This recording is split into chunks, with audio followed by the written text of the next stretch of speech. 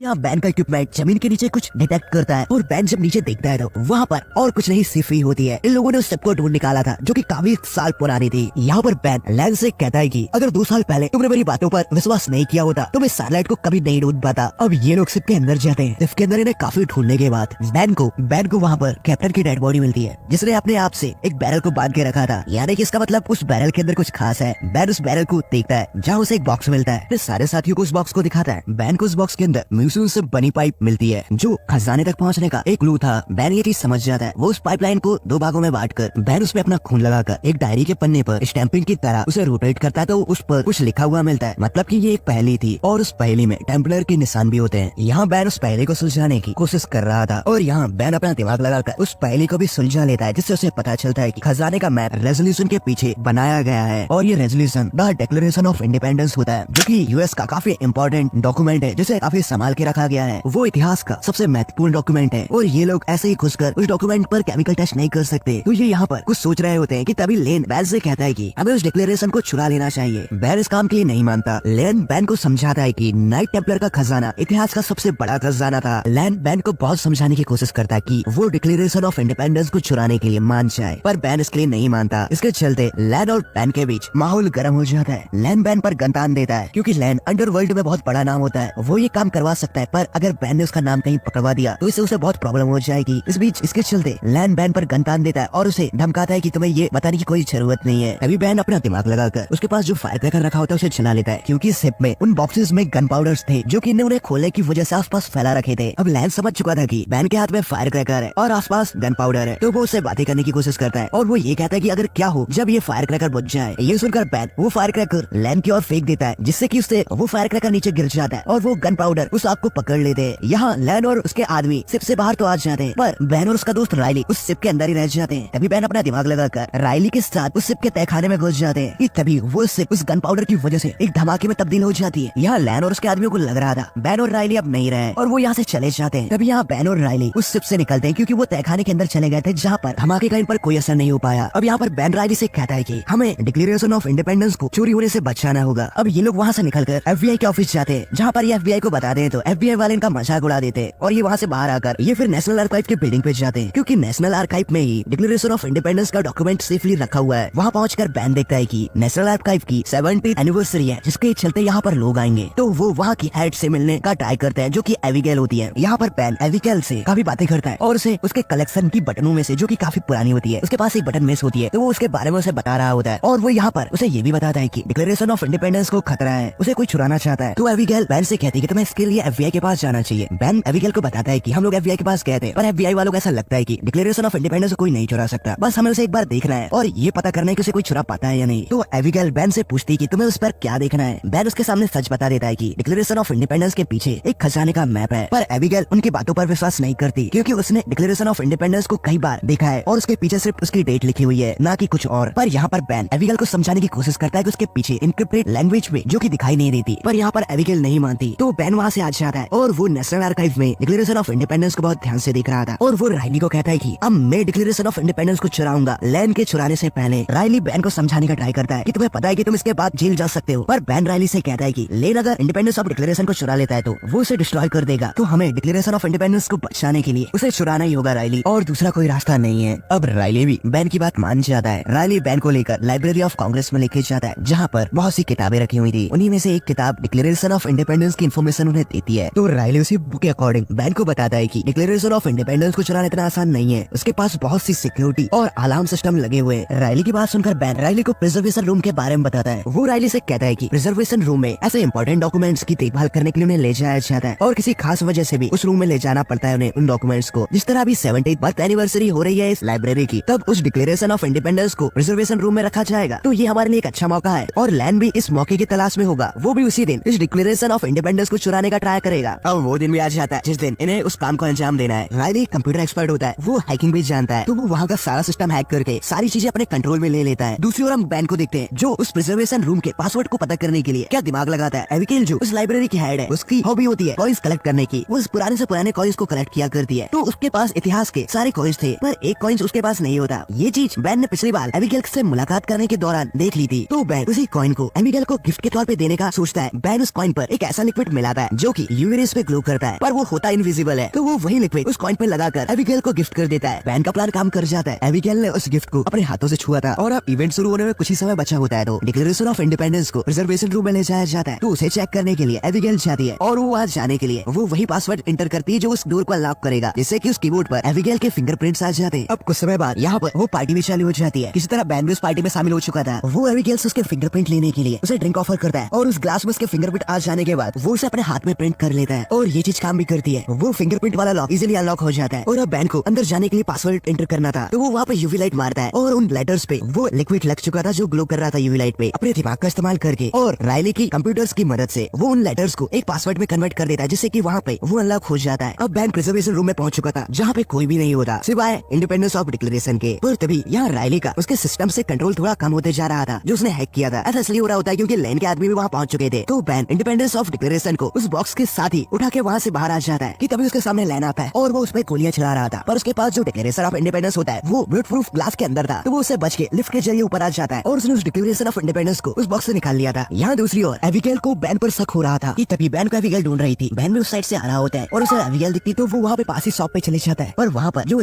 Shopkeeper होती है वो बैन के हाथ में डिक्लेरेशन ऑफ इंडिपेंडेंस देखकर उसे ऐसा लगता है कि उसके शॉप का उसने चुराया है, तो उसे वो पैसे देने का कहती है। यहाँ बैन एक और डिक्लेरेशन ऑफ इंडिपेंडेंस की कॉफी खरीद लेता है और वो उसके पास थोड़े पैसे कम पड़ते हैं तो वो वीजा से पे कर देता है, जो कि उसकी सबसे बड़ी गलती थी। बैन वहाँ से बाहर आ जाता है। उसके पीछे एबिगेल भी थी। वो बैन से मिलती है और पूछती है कि बैन ये क्या चल रहा है। यहाँ दूसरी ओर म्यूजियम की सिक्योरिटी को पता चल जाता है कि डिक्लेरेशन ऑफ इंडिपेंडेंस यहाँ से गायब है और तभी अलार्म बजने लगता है उस म्यूजियम का। ये देखकर एबिगेल समझ जाती है तो बैन उसे नकली डिक्लेरेशन ऑफ इंडिपेंडेंस देके वहाँ से रायली के साथ निकल पड़ता है। पर तभी लैन ये देख लेता है और उसे ये लगता है कि जो एबिगेल के हाथ में इंडिपेंडेंस ऑफ डिक्लेरेशन है वो असली है। तो वो एबिगेल को ही उठा के वहाँ से ले जा लेते हैं। यहाँ बैन और रायली एबिगेल को बचाने के लिए लैन का पीछा कर रहे थे। इनके बीच बहुत देर तक चीसिंग सीन चलता है। पर लास्ट में एबिगेल उस नकली डिक्लेरेशन ऑफ इंडिपेंडेंस को लीन को देकर बैन एबिगेल को अपने वैन में ले लेता है। ये लोग वहाँ से निकल जाते हैं। दूसरी ओर म्यूजियम में सीआईडी के ऑफिसर्स पहुंच चुके थे। वहाँ मेन ऑफिसर जिसका नाम सिडस्की होता है वो अब तहकीकात में लग चुका था। अब एबिगेल भी बैन के पास जो डिक्लेरेशन ऑफ इंडिपेंडेंस होता है वो उसे छोड़ के नहीं जाना चाहती थी। तो बैन उसे अपने साथ रहने के लिए मान जाता है पर उसे कोई प्रॉब्लम नहीं करनी होगी। अब बैन रायली और एबिगेल बैन के फादर के यहाँ जाते हैं क्योंकि बैन ने जो वीजा इस्तेमाल किया था तो वो अब उसके घर में नहीं जा सकते क्योंकि उनके पीछे पूरी एफबीआई की टीम पड़ चुकी है। यहाँ बैन अपने फादर से मिलता है और उन्हें उस खजाने के सुरागों के बारे में बताता है। पर यहाँ उसके फादर उसकी बातों पर यकीन नहीं करते। वो बैन से कहते हैं कि तुम अब भी इस कल्पना के पीछे पड़े हुए हो। तो बैन उन्हें सैलेड के बारे में बताता है, यानी कि वही से जो इन लोगों ने मूवी के एक्सप्रेशन की स्टार्टिंग में ढूंढा था। बैन अपने फादर से कहता है कि डैड मुझे साइलेंस गुड के लेटर्स चाहिए। ये वो लेटर होते हैं जो इतिहास में बेंजामिन फ्रैंकलिन ने किसी को भेजे थे। उनमें खजानों के सुराग हो सकते हैं। अब यहाँ पर बैन और एबिगेल मिलकर डिक्लेरेशन ऑफ इंडिपेंडेंस के पीछे जो इनविजिबल मैप होता है उसे देखने के लिए उसमें केमिकल टेस्ट कर रहे होते हैं। पर यहाँ पर एबिगेल बैन को रोक देती है और वो बैन से कहती है कि जो एंटीक डॉक्यूमेंट्स की केयर टेकर हो ये काम उसे करने दो। मतलब वो एबिगेल अपने आप को कह रही होती है क्योंकि वो डिक्लेरेशन ऑफ इंडिपेंडेंस को खराब नहीं करना चाहती। इसका मतलब ये हुआ कि अब एबिगेल बैन के साथ उस खजाने को ढूंढने में उसकी मदद करेगी। यहाँ पर एबिगेल जब डिक्लेरेशन ऑफ इंडिपेंडेंस के पीछे केमिकल टेस्ट करती है तो उसे ये पता चलता है कि पीछे नंबर्स लिखे हैं। वो नंबर और कुछ नहीं, ये ऑटोडॉम साइफर्स है। इसका मतलब ये होता है कि जिस तरह से डिक्लेरेशन ऑफ इंडिपेंडेंस के जो नंबर्स दिखाए गए हैं उनमें से 3 नंबर दिखाए जा रहे हैं। पहला पेज नंबर होता है, फिर दूसरा लाइन और उसके अंदर वर्ड कौन सा है ये क्लू होता है, जिससे कि इन्हें आगे के क्लू के बारे में पता चलेगा। और ये की लेटर्स साइलेंट गुड के लेटर्स में। अब यहाँ पर बैन के फादर को पता चल जाता है कि बैन ने डिक्लेरेशन ऑफ इंडिपेंडेंस चुराया है। वो डर जाता है। बैन उसके फादर से कहता है डरो मत, हम यहाँ से निकल रहे हैं, एफबीआई की टीम यहाँ आती ही होगी। अब ये लोग फिलाडेल्फिया के लिए निकल पड़ते हैं क्योंकि वो लेटर्स वही हैं। वहाँ पे ये लोग एक बच्चे को उन लेटर्स पे वर्ड काउंट करने के लिए एक बच्चे को भेज देते हैं। वो बच्चा उन लेटर्स पे वर्ड काउंट करके रायली को बताते जा रहा था। अब वो लास्ट लेटर पता करने के लिए वहाँ वापस जाता है जहाँ लैन पहले से मौजूद था और वो उन्हीं लेटर्स को देख रहा होता है। बैन को उस बच्चे के बताए गए लेटर से उस क्लू के बारे में पता चल जाता है। वो सीधा यहाँ से बैन और एबिगेल के पास जाता है और वो सारे क्लू ने बता देता है, जिससे इन्हें पता चलता है कि इन्हें रिबल बेल के पास जाना है। ये उन सारे क्लूज और पहलियों को सुलझाकर उस बैल के पास जाने लगते हैं। यहाँ दूसरी ओर हम लेन को देखते हैं जो कि उसी बच्चे से पूछताछ कर रहा था क्योंकि वो समझ चुका था कि यहाँ पर बैन या रायली ने इससे कुछ पूछा होगा। और लैन उन वर्ड से पता कर लेता है कि बैन इंडिपेंडेंस हॉल मतलब कि वही बैल वाली जगह पे गया होगा। दूसरी ओर हम बैन को देखते हैं जो कि उसी जगह पे था, इंडिपेंडेंस हॉल पे। यहाँ पे इन्हें वो क्लू मिल जाता है। यहाँ लैन भी पहुंच चुका था। बैन को यहाँ पर एक ईंट के पीछे सन ग्लासेस मिलते हैं जो कि काफी पुराने थे और उनमें अलग अलग कलर्स के ग्लास लगे होते हैं। और यहाँ बैन उन ग्लासेस को लेकर रायली और एबिगेल के पास जाता है और वहाँ उन्हें कहता है कि गाइस पुराने खजाने को देखने की नजर, मतलब कि ये ग्लासेस, इनसे हमें डिक्लेरेशन ऑफ इंडिपेंडेंस के पीछे देखना होगा। ये जब डिक्लेरेशन के पीछे उस चश्मे से देख ही रहे होते हैं कि तभी यहाँ पर लैन के गुंडे ने दिख जाते हैं। तो ये पूरे तरह से उसे नहीं देख पाते। अब इन्हें क्योंकि लैन से डिक्लेरेशन ऑफ इंडिपेंडेंस और उन चश्मों को बचाना था तो ये अलग अलग होकर वहाँ से भाग जाते हैं। यहाँ बैन के पीछे लैन के गुंडे पड़ चुके थे। दूसरी ओर एबिगेल और रायली के पीछे भी लैन के गुंडे पड़े हुए थे। यहाँ बैन भी उनसे बचते हुए भागा जा रहा था। बहुत लंबा चेसिंग सीन चलता है। पर यहाँ पर लैन के हाथ में डिक्लेरेशन ऑफ इंडिपेंडेंस लग जाता है जो कि एबिगेल के पास था। लैन यहाँ से डिक्लेरेशन ऑफ इंडिपेंडेंस को लेकर चले जाता है। ये सारी बातें रायली बैन को बता देता है और वो कार के पास मिलने का कहते हैं कि तभी यहाँ पर एफबीआई ऑफिसर ऑफिसर्स आ जाते हैं जो बैन को हिरासत में ले लेते हैं। अब यहाँ पर बैन FBI के कब्जे में था। यहाँ FBI ऑफिसर टोल्स्की बैन के सामने कुछ शर्तें रखता है। अगर तुम्हें जेल नहीं जाना है तो तुम्हें एक काम करना होगा, तुम्हें हमारे लिए उस डिक्लेरेशन ऑफ इंडिपेंडेंस को ढूंढ निकालना होगा। कि उतने में यहाँ पर लेन का फोन आता है बैन के पास। FBI वाले से ट्रैक कर रहे थे। लैन बैन से कहता है कि देखो मैं जानता हूँ कि तुम्हारे पास एक चश्मा है जिससे कि मैप पढ़ा जा सकता है, तो वो लेके तुम मेरे पास चले आओ। यहाँ बैन लैन से कहता है कि क्या मुझे इसमें विश्वास करना चाहिए? मैं हमेशा से ही चीजें उतार लेना चाहता था, चुराना नहीं चाहता था। तुम चाहो तो मैप मिल जाने के बाद डिक्लेरेशन और वो गॉगल्स और तुम चाहो तो वो पाइप भी ले सकते हो। यहाँ लैन जानता था कि FBI से ट्रैक कर रही है, तो वो वहाँ पर एक शर्त रखता है। वो ये कहता है कि तुम्हें बैन को अकेला भेजना होगा, नहीं तो मैं डिक्लेरेशन ऑफ इंडिपेंडेंस को डिस्ट्रॉय कर सकता हूँ। अब यहाँ पर बैन लैन की बताई हुई जगह पे पहुंच जाता है। उसे FBI वाले भी देख रहे थे, पर यहाँ पर लैन के गुंडे FBI से ज्यादा चालाक होते हैं। वो किसी तरह बैन को वहाँ से निकाल कर अपने साथ ले जा रहे थे। ये प्लान और किसी का नहीं, अभी खेल का होता है। उसने लेन को कॉल करके एक डील की होती है और ये वही डील का काम था। पर यहाँ पर लेन डबल क्रॉस करता है बैन के साथ। वो एबिगेल को भी धोखा देता है। यहाँ पर लैन ने बैन के फादर को किडनैप कर रखा था और यहाँ पर लैन के गुंडों ने एबिगेल और राइली को भी हॉस्टेज बना रखा था अपने साथ। अब ये यहाँ पर एक जगह इकट्ठा होकर लैन और बैन मिलकर उस मैप को देख रहे थे। ये एक बड़े से चर्च के अंदर बैठे हुए थे और अभी पार्किंगटन लेक को देख रहा था। ये सोच ही रहे होते हैं कि पार्किंगटन लेक कहाँ है। तो बैन को तभी पता चलता है कि पार्किंगटन लेक उस समय पहले इस चर्च के नीचे से बहा करती थी। तो ये सभी उस चर्च के तहखाने में जाके देखते हैं। यहाँ पर एक इन्हें सुराग मिलता है और जब उस सुराग को देखते हैं तो वहाँ पे उन्हें एक बॉक्स के अंदर डेड बॉडी मिलती है। वो उसे निकालते हैं तो अंदर एक उन्हें टनल दिखाई देती है, यानी कि एक सुरंग जो कि अंदर कहीं जाती है। अब ये सारे लोग उस टनल के अंदर चले जाते हैं। अब यहाँ पर इन्हें काफी साल पुरानी सीढ़ियाँ दिखाई देती है जो कि नीचे की ओर जा रही थी। ये सभी उन सीढ़ियों के जरिए नीचे चले जाते हैं। अब ये रस्सियों के लिफ्ट के जरिए